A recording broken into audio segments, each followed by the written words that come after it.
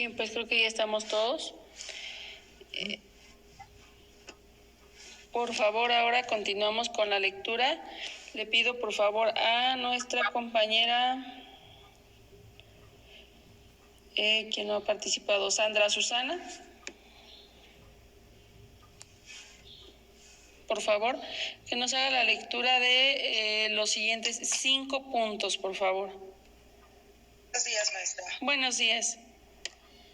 En el artículo 3 de esta Constitución se decreta que la enseñanza es libre. La ley determinará qué profesiones necesitan título para su ejercicio y con qué requisitos se deben expedir. Las leyes de reforma, necesidad y reglamentación, estudios preparatorios y superiores. Ley de Instrucción Pública de 1867, educación primaria gratuita y obligatoria. ¿Hasta qué punto, maestra? Hasta el de Gabino Barreda. En diciembre de 1874, durante la presidencia de Sebastián Lerdo de Tejada, se prohibió la enseñanza religiosa en los planteles oficiales, poniendo en su lugar la enseñanza de una moral laica. Gabino Barreda fue el máximo representante y fundador del positivismo en México. Ok, muchas gracias. En esta parte ya vamos con lo que es la Constitución de 1857 y las leyes que continúan en y las leyes que continúan en este periodo hasta la etapa del positivismo con Gabino Barreda. Y pues bien, aquí ya es específicamente en 1874 cuando se prohíbe la educación religiosa en los colegios públicos y que además dice, bueno, se impone en su lugar una enseñanza de una moral laica. La moral laica se refiere a el seguir inculcando la libertad de creencia en los alumnos, pero esta libertad de creencia se hará fuera de las instituciones. O sea, ellos pueden profesar la religión que deseen, pero fuera de las instituciones. A esto se refiere la moral laica. Y bueno, algo muy importante con la Ley de Instrucción Pública. ¿Por qué? Porque aquí ya se da la educación primaria gratuita y obligatoria, pero esta educación gratuita y obligatoria era en la educación que el Estado iba a solventar. Y en esta educación, bueno, hasta este momento, lo que solventaba el Estado era el otorgarles a los alumnos el darles al maestro para que los enseñara y también algún programa de alimentación escolar. Hasta este momento, por ejemplo, todavía no están los libros de texto y las escuelas son en primarias, pues son multigrado en cuanto a que tienen grupos con alumnos que tienen todavía distintos niveles de conocimiento, pero ya se da de manera obligatoria y de manera gratuita con la Ley de Instrucción Pública. ¿Sí? Le pido por favor a nuestra compañera Leti ya participó, ¿verdad? Sí, vamos con nuestra compañera Gladys, ¿ya participó? ¿Ya leyó algunos puntos? No, Miss, no he participado. Por favor, compañera, 5 puntos más. Sí. ¿Se quedó en una consecuencia? No, en la ideología positivista. Okay. La ideología positivista tuvo como características el considerar la reorganización de la vida social con base en el conocimiento científico. También buscaba el progreso, pero esto se daba mediante la emancipación mental. Una consecuencia del positivismo es dejar marcar la burguesía que beneficiaba a los ricos y a los pobres los hace más pobres. En el periodo revolucionario hubo procesos de cambio, la estructura política de la organización educativa en la caída del régimen de Porfirio Díaz. Y última, una consecuencia del porfiriato fue el rezago educativo. Gracias. Pues bien, lo referente al positivismo en nuestro país es precisamente con Gabino Barreda, quien fue además el fundador de la Escuela Nacional Preparatoria. Esa Escuela Nacional Preparatoria tenía el lema de amor, orden y progreso, este lema positivista con el cual buscaba o decía que el país necesitaba un cambio, una reorganización política y un progreso, pero ese progreso lo buscaban mediante la educación científica. ¿Por qué? Porque él traía estas ideas precisamente de Europa, porque pues había estudiado allá, y entonces viene a traer estas ideas positivistas que no son malas, si bien hay que decirlo, no es que esté mal, pero sí dejan consecuencias como la burguesía, el hecho de considerar que la población que tiene dinero o los ricos sean quienes deban administrar y en quienes se deban manejar los recursos, y que eso va a generar mayor riqueza, pues también genera que a los pobres les quite oportunidades, que si bien podemos decir que quien es pobre porque quiere, no es cierto. También es cierto que desde Gabino Barreda, pues con esta burguesía que se queda en el país, lo que hace es que la población que tiene menos oportunidades, pues es la población que tiene menos recursos económicos.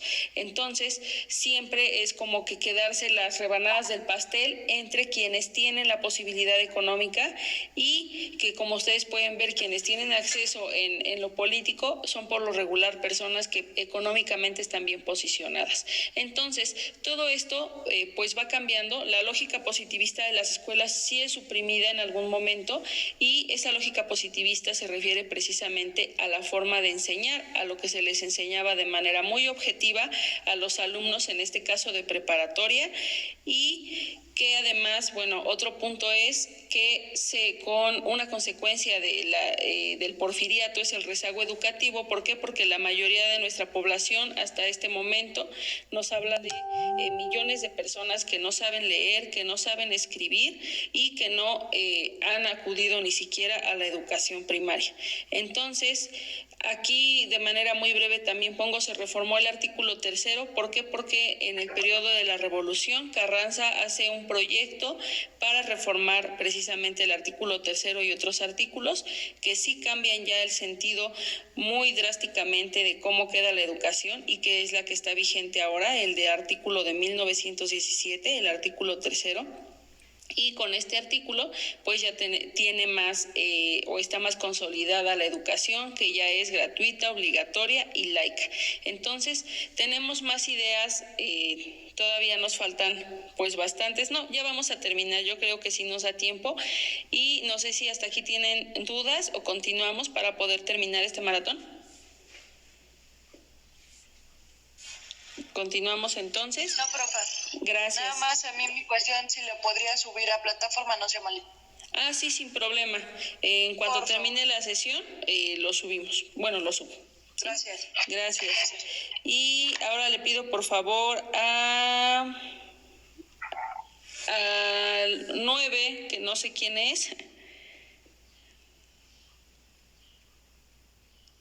937-305. Me parece que es Diana. Ah, ok, gracias. Diana, ¿puede por favor leernos los siguientes, bueno, hasta que termina la página, los siguientes 4 puntos, por favor?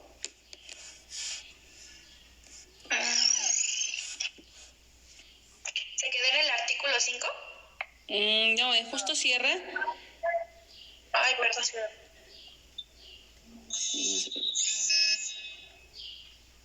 Espérame tantito.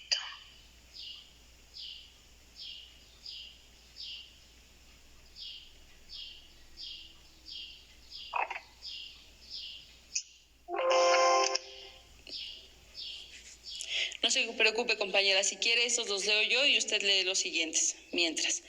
Ah, sí, por favor. Gracias. Justo cierra... Sí, no lo sé. No se preocupe. Justo Sierra propone el cambio del término instrucción por el de educación. Además, propone una educación cívica e integral, laica y gratuita. La laicidad se refiere a la separación de la Iglesia y el Estado, cambiando la educación teológica en las instituciones por una moral laica. Vasconcelos realizó campañas educativas para abatir el analfabetismo y en 1959, con el plan de 11 años, se crea la Comisión Nacional de Libros de Texto gratuitos con Jaime Torres Bodet. Estos puntos se refieren precisamente también ya a los cambios que hay en educación, todavía educación básica, sí, pero que son muy importantes porque, por ejemplo, busca abatirse el rezago educativo. Y el rezago educativo, esto se hace mediante la creación del Instituto de Educación para Adultos, es ahora el INEA.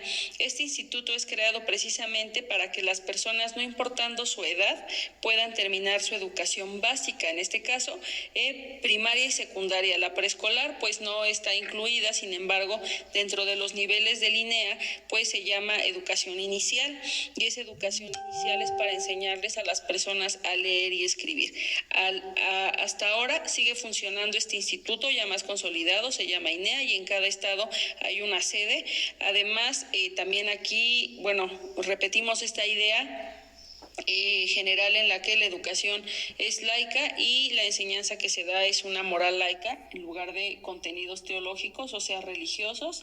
Y en el plan de 11 años, uno de los tantos preceptos que tenía este plan y que hizo pues fue el crear la Comisión de los Libros de Texto gratuitos que todos los alumnos tienen derecho a recibir en las escuelas públicas de nivel básico.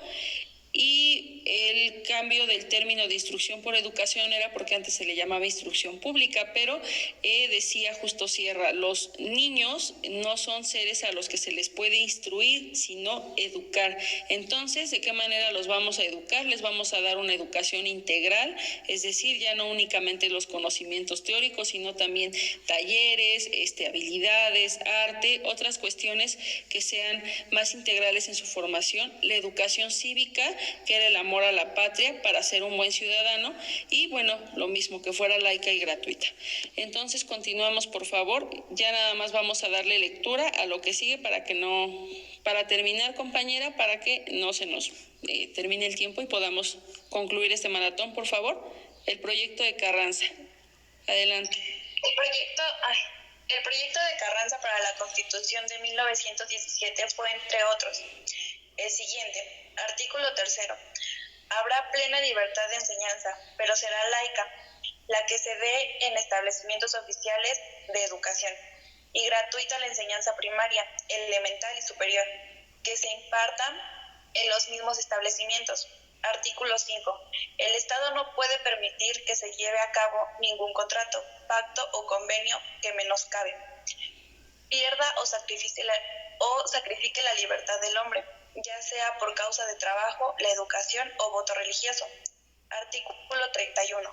Son obligaciones de todo mexicano. 1. Concurrir en las escuelas públicas o privadas los menores de 10 años durante el tiempo que marque la ley de instrucción pública de cada estado, a recibir la educación primaria, elemental y militar. La Constitución vigente es la antes mencionada y aún con sus reformas la educación logró consolidarse como la conocemos, laica, obligatoria y gratuita. Ok. Si quiere hasta ahí, para que yo pueda... ¿Perdón? Sí, está bien. Gracias, muchas gracias por su aportación. Sí, el proyecto de Carranza es el que está vigente. Las obligaciones de los mexicanos son varias, no únicamente es esa, pero yo solo he incluido esa. ¿Por qué? Porque es la que está marcada en el artículo 31 de la Constitución y que indica que el mexicano tiene la obligación de llevar a sus hijos a la escuela. Sí, decimos la educación no es obligatoria, pero también podemos preguntarnos, ¿y quién nos obliga o cuál es la sanción? No determina una sanción, sin embargo, sí está establecida en la Constitución esta obligación. Y el tema que ustedes van a ver esta semana, para concluir, pues es el sistema educativo mexicano, que con un concepto propio lo he definido de la siguiente manera, como la estructura que garantiza la cobertura, funcionamiento y administración de los servicios educativos en México. ¿Sí? ¿Cómo vamos a encontrar o cómo está estructurado el sistema educativo? Es en los niveles educativos, que son el nivel de de preescolar, primaria, secundaria, media superior y superior. Y dentro de estas todavía hay más instituciones que son, por ejemplo, yo incluí a la educación especial, a la educación indígena, a la educación para adultos y a esta educación le llamo inclusiva porque con esto me refiero a que todos los sectores de la población tienen derecho a tener acceso a la educación. Es algo que van a ver en el audio y es con base en un documento de la UNESCO y de la SEP precisamente cómo está estructurado el sistema educativo. Ese documento también lo van a encontrar en la plataforma. Les pido que lo lean, es un poco extenso en comparación a lo que está en el audio en plataforma, pero espero que les sirva para poder tener ese panorama general. Y dado que su cuestionario ya es el próximo sábado, no tenemos otra videoconferencia previa, les pido que si llegan a tener duda en ese audio y en la lectura de ese documento, puedan comunicarse conmigo y yo sin problema les resuelvo la duda.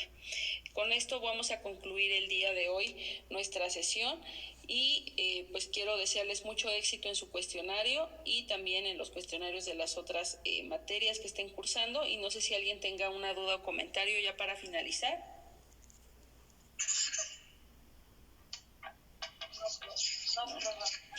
Bueno, estimados alumnos, entonces también por mi parte es todo.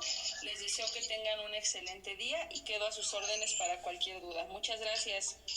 Gracias, Hasta luego, gracias. Hasta luego, maestra. Adiós, cuídense mucho. Hasta luego, gracias. Hasta luego.